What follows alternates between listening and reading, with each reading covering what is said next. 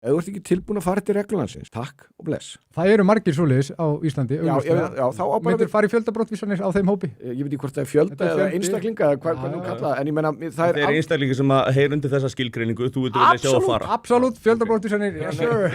Nei, ég meina hvort að, sko ég er bara að heyra, bara úr þarna mínu umhverfi og bara það er að heyra sögur, ég ætla ekki að segja upp á hvern dag, mjög reglulega, að bara hlutum þar sem að bara á íslensku, spennt að fólk er ekki að viljandi, ætla sér ekki aðlast, er með þarna hegðun sem er algjörlega óásættanleg,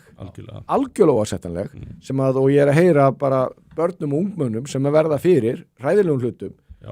Og þarna, sko, og þetta er búið að viðgangstöður það lengi, að það er engar afsakan í þessu, skilur. Þetta er þannig að við Íslendingar, þó við séum bara búin að vera hérna og bara getum rakið ættir okkar til skallakar það er bara misjafn sauður mörgu fjö. Já.